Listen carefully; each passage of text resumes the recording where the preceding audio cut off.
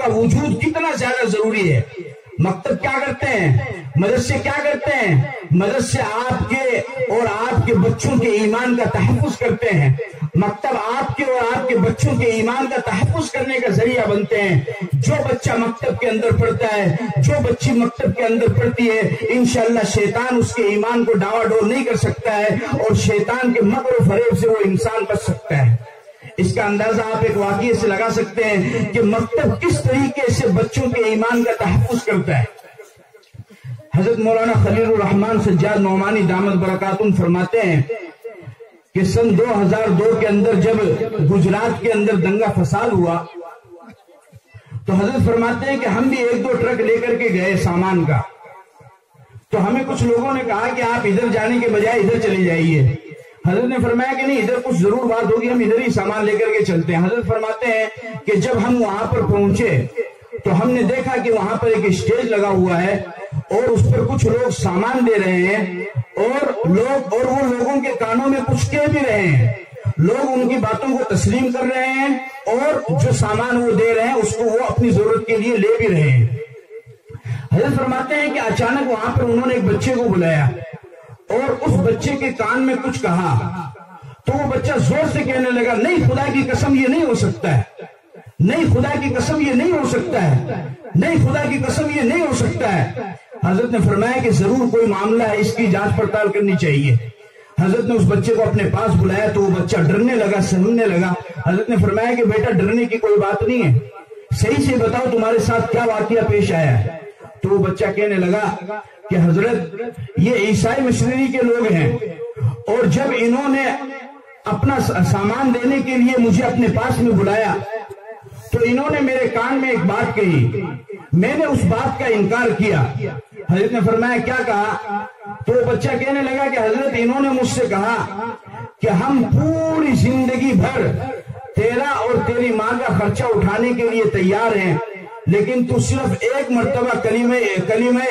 اسلام کو چھوڑ دے، تو ایک مرتبہ اسلام سے پیچھے ہٹ جا، مذہب اسلام کو تو درکنار کر دے، مذہب اسلام کو تو چھوڑ دے۔ حضرت نے فرمایا، وہ بچہ کہنے لگا کہ حضرت جب انہوں نے میرے کان کے اندر یہ بات کہی کہ ہم زندگی بھر تیری امداد کریں گے لیکن ہماری شرط یہ ہے کہ تجھے مذہب اسلام کو چھوڑنا پڑے گا، تو وہ بچہ کہنے لگا کہ حضرت میری غیرت نے گوارا نہیں کیا، میں بھوک سے اور فاقے سے مر سکتا ہوں لیکن میں مذہب اسلام کو نہیں چھوڑ سکتا، لیکن میں اپنے ایمان کا سودا نہیں کر سکتا ہوں۔ حضرت نے فرمایا کہ یہ چھوٹا سا بچہ، اس کے دل کے اندر ایمان کی اتنی غیرت، اتنی حمیت، اتنا جذبہ، یہ بیدار کیسے ہوا؟ اس سے معلوم کرنا چاہیے۔ تو حضرت نے اس بچے سے پوچھا کہ بیٹا تم کرتے کیا ہو؟ تو وہ بچہ کہنے لگا کہ حضرت میں اپنے گاؤں کے مکتب کے اندر پڑھتا ہوں، اور مکتب میں ہمارے استاد نے ہمیں یہ بتایا ہے کہ سب کچھ قربان کر دینا، ہر چیز کا سودا کر لینا، لیکن اپنے ایمان کا کبھی بھی سودا نہ کرنا، اپنے ایمان کا کبھی بھی سودا نہ کرنا۔ میرے عزیزوں، یہ مکتب اور یہ مدارس یہ ایمان کے تحفظ کا ذریعہ بنتے ہیں، اور یہ صرف دنیا کے اندر نہیں بلکہ آخرت کے اندر بھی تمہارے کام آنے والے ہیں۔ اور ان مکتب کی برکت سے یہ جو بچے قرآن کریم کی تعلیم حاصل کر رہے ہیں، اس تعلیم حاصل کرنے کی برکت سے اللہ تعالیٰ آپ کی آخرت کو بھی سنوارے گا اور آپ کو قبر کے عذاب سے بھی محفوظ رکھے گا۔ چنانچہ امام رازی رحمۃ اللہ علیہ نے تفسیر کبیر کے اندر ایک واقعہ لکھا ہے۔ ابن ماجہ کی ایک روایت ہے، اللہ کے نبی نے ارشاد فرمایا، ہے عثمان ابن عفان رضی اللہ تعالی عنہ کان اذا وقف على قبر يبكي حتى يبل لحيته۔ حضرت عثمان ابن عفان رضی اللہ تعالی عنہ صحابی رسول جب وہ کسی قبر کے پاس کھڑے ہوتے تو اس قدر رویا کرتے تھے کہ ان کی داڑھی مبارک تر ہو جایا کرتی تھی، گیلی ہو جاتی تھی۔ کسی نے کہا حضرت تذکر الجنت والنار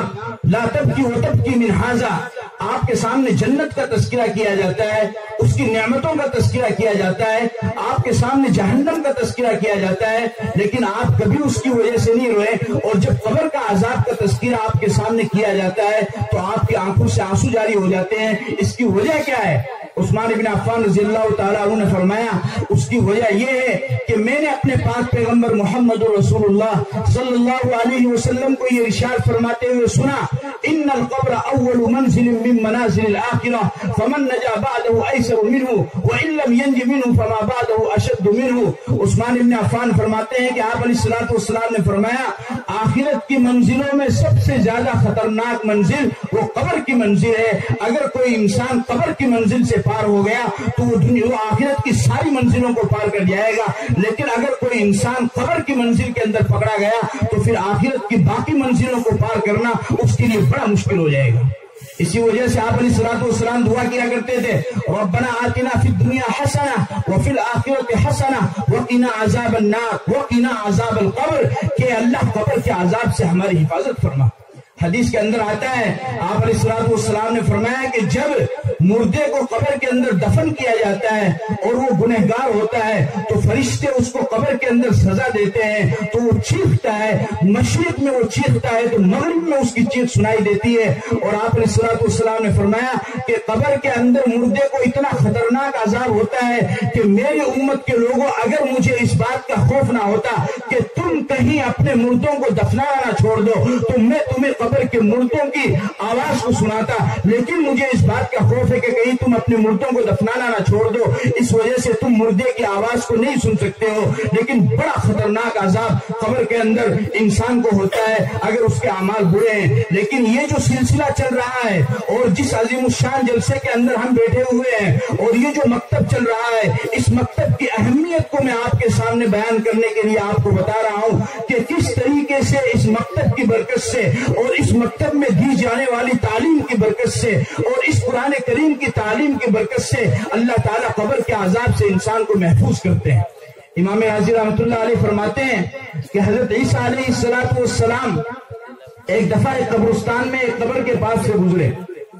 حضرت عیسیٰ علیہ السلام نے دیکھا کہ مردے کو قبر کے اندر عذاب ہو رہا ہے۔ وہ آگے چلے گئے۔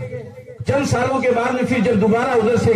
گزرے تو حضرت عیسیٰ علیہ السلام نے دیکھا کہ مردے کے اوپر سے عذاب قبر کو ہٹا لیا گیا ہے۔ تو انہوں نے اللہ تعالیٰ سے گفتگو کی کہ باری تعالیٰ جب میں یہاں سے گزرا تھا جب تو مردے کو عذاب ہو رہا تھا اور اب جب میں یہاں پر آیا ہوں تو اس مردے کے اوپر سے عذاب قبر کو ہٹا لیا گیا ہے، آخر اس نے کون سا ایسا عمل کیا ہے کہ جس کی وجہ سے عذاب قبر جو آخرت کے عذابوں میں سے سب سے زیادہ خطرناک عذاب ہے اس کو اس کے اوپر سے اٹھا لیا گیا ہے۔ اللہ تعالیٰ نے عیسیٰ علیہ السلام سے فرمایا غور سے سنو میری بات کو، اور جو تمہارے بچے مکتب کے اندر تعلیم حاصل کر رہے ہیں اس کی اہمیت کو سمجھو، اس کو معمولی نہ سمجھو۔ اللہ تعالیٰ نے فرمایا کہ عیسیٰ اصل بات یہ ہے کہ جب اس شخص کا انتقال ہوا تو اس شخص کی بیوی حاملہ تھی، اس شخص کی بیوی امید سے تھی، اور جب اس کے انتقال کے بعد اس کے یہاں لڑکا پیدا ہوا اور پھر وہ لڑکا تھوڑا سا چلنے کے لائق ہوا تو اس کی بیوی نے اپنے بچے کو مکتب کے اندر استاذ کے پاس پڑھنے کے لیے بھیجا ہے۔ اور آپ حضرات جانتے ہیں کہ جب مکتب کے اندر یا مسجد کے اندر بچہ یا مدرسے کے اندر پڑھنے کے لیے آئے گا تو استاذ سب سے پہلے اسے کیا سکھاتا ہے؟ بسم اللہ الرحمن الرحیم الف با تا سا۔ اللہ تعالیٰ نے فرمایا کہ عیسیٰ یہ انسان اپنے گناہوں کی وجہ سے پکڑا گیا تھا اور اس انسان کو اس کے اعمال سیئات کی وجہ سے میں قبر کے اندر عذاب دے رہا تھا، لیکن اس کا معصوم سا بچہ آج مکتب کے اندر استاذ کے پاس پڑھنے کے لیے گیا ہے اور استاذ نے اس کے بچے سے کہا ہے پڑھ بیٹا بسم اللہ الرحمن الرحیم، تو اس کا معصوم سا بچہ اپنی توتلائی ہوئی زبان سے کہہ رہا ہے بسم اللہ الرحمن الرحیم، میں اس اللہ کے نام سے پڑھنا شروع کرتا ہوں جو گنہگاروں کو معاف کرنے والا ہے، جو گنہگاروں پر رحم کرنے والا ہے۔ اللہ تعالیٰ نے فرمایا کہ عیسیٰ میں اس بچے کے باپ کو قبر کے اندر عذاب دے رہا ہوں، لیکن اس کا بچہ زمین پر مکتب کے اندر استاذ کے سامنے بیٹھ کر کے کہہ رہا ہے بسم اللہ الرحمن الرحیم کہ میرا اللہ عذاب دینے والا نہیں، میرا اللہ رحم کرنے والا ہے۔ اللہ نے فرمایا کہ عیسیٰ ادھر اس کے بچے نے بسم اللہ پڑھی اور ادھر میں نے اس کے اوپر سے عذاب قبر کو ہٹا لیا۔ یہ کوئی معمولی چیز نہیں ہے، یہ صرف ایک بسم اللہ کی برکت ہے، صرف ایک بسم اللہ کی یہ برکت ہے، تو پھر پورے قرآن کریم کی کتنی برکت ہو